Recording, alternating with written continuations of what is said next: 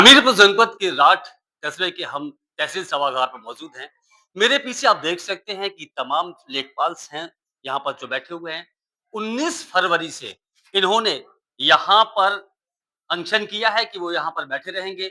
एक बहिष्कार कर रहे हैं अनिश्चितकालीन तक। जब तक तहसीलदार राठ कुमार भूपेंद्र का तबादला नहीं हो जाते तब तक यहाँ से वो उठने वाले नहीं है। आखिर क्या हुआ है इन लोगों के साथ? क्या वजह रही है कि ये इन लोगों को मजबूरन यहाँ पर धरने पर बैठना पड़ा है? लेखपाल संघ के कुछ लोगों से हम बात कर लेते हैं। आखिर क्या वजह रही है? क्यों बैठे हैं? सर कोई आएगा? क्या सर नाम है आपका? नहीं, लोकेश। आप आईडी सर बताइए। मेरा नाम लोकेंद्र सिंह है। अब बाद में करिएगा। जी। लोकेश जी आप ये बताइए कि आप 19 फरवरी से यहाँ पर बैठे हुए हैं। क्या रीज़न है? ऐसी क्या बातें हो गई तहसीलदार से लेकर? हम लोग अपने मान-सम्मान की लड़ाई के लिए बैठे हैं। हम लोग ऐसा नहीं है कि कार्य नहीं करना चाहते हैं, हम लोग निरंतर प्रातः 9 बजे से लेकर के रात को 8 बजे तक कार्य करते हैं। लगभग 10 से 12 घंटे, 14 घंटे, 24 घंटे हम लोग तत्पर रहते हैं काम के लिए, चाहे दैवीय आपदा हो, चाहे जो संबंधित कार्य हो। किंतु जब से तहसीलदार महोदय साहब आए थे, हमारे चाहे पुराने वरिष्ठ लेखपाल साहब हों, चाहे नए लेखपाल साहब हों 2024 बैच के, सभी सभी कहीं न कहीं आहत हैं। तहसीलदार साहब की भाषा इतनी कटु थी, इतनी ऐसे शब्दों की उन्होंने शब्दावली प्रयोग की है कि उसको मैं ना तो माइक के सामने कह सकता हूँ, ना मैं लिखित में दे सकता हूँ। अधिकारियों के भाषा शैली से मेरा एक-एक लेखपाल आहत है।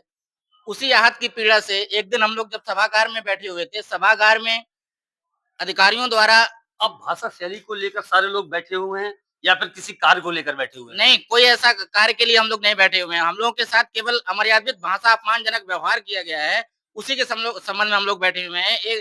19 फरवरी 18 फरवरी को एसडीएम महोदय द्वारा रात्रि में 8 बजे ज़ूम मीटिंग डाली गई।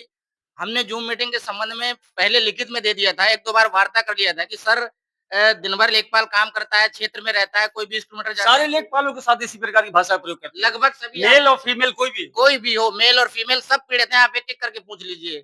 तो जब 18 फरवरी को रात में 8 बजे मीटिंग डाली गई, तो हम लोगों ने जब पहले हम लोग ज्ञापन दे चुके थे और पहले हम लोग कई भी निवेदन भी कर चुके थे, सर रात्रि में ज़ूम मीटिंग ना किया करिए, या तो सर तहसील सभागार में आप ज़ूम मीटिंग कर लिया करिए जब आपको करना हो, या सर समय से कर लिया कितने करिए। बजे ज़ूम मीटिंग करते हैं? रात्रि में 8 बजे, और 8 बजे कोई हमारा नया लेखपाल है या तो खाना बना रहा होता है, उसकी शादी नहीं होती, कोई रास्ते में जा रहा होता है, कोई अपने परिवार को, किसी की पत्नी बीमार है, किसी का कुछ अच्छा समय ऐसा दे रहा कोई होता है। प्रावधान है कि सरकारी कार्यों को कोई टाइमिंग होती है, उसी टाइमिंग पे आप कार्य कर सकते हैं या किसी भी टाइम कर सकते हैं? नहीं, टाइमिंग हम लोग तो 24 घंटे नौकरी वाले हैं, जब राजस्व 24 घंटे नौकरी कर रहे हैं तो 8 बजे ज़ूम मीटिंग लेकिन करते हैं, तो फिर इसमें आपको परेशानी क्यों हो रही है? परेशानी ये है कि हम लोग ऐसा नहीं कि ज़ूम मीटिंग में जुड़ना नहीं चाहते हैं, प्रतिदिन ज़ूम मीटिंग एक दमनकारी नीति के तहत की जाती है कि ये लोग ऐसे नहीं मानते तो ऐसे मानेंगे।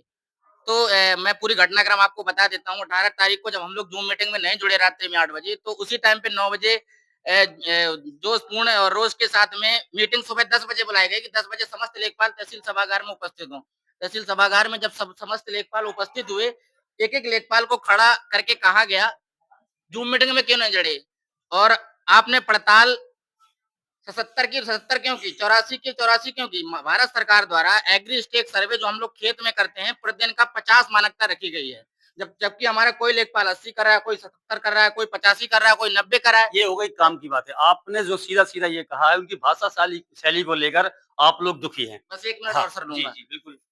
तो उनको मानकता से अगर और 25% एक्स्ट्रा करने के बावजूद भी, मनोबल बढ़ाने के बावजूद उनके द्वारा एक-एक लेखपाल को आहत किया गया, और अध्यक्ष और मंत्री मुझे कहा गया कि मैं तुम लोग ज़्यादा नेता बनते हो, मैं तुम लोगों को व्यक्तिगत देख लूँगा।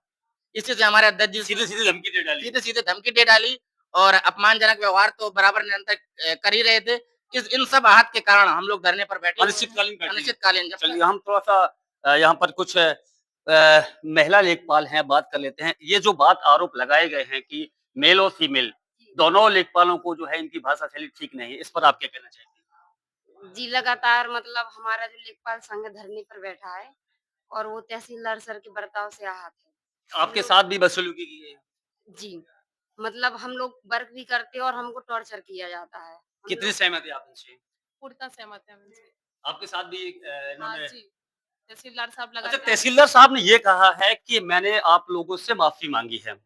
इस पर मैं आपसे बात करना चाहूँगा, आप सीनियर्स दिख रहे हैं सर, ज़रा आइए थोड़ा-सा। सीनियर्स हैं, तहसीलदार साहब मैं आपको मदद करता हूँ उठाने में।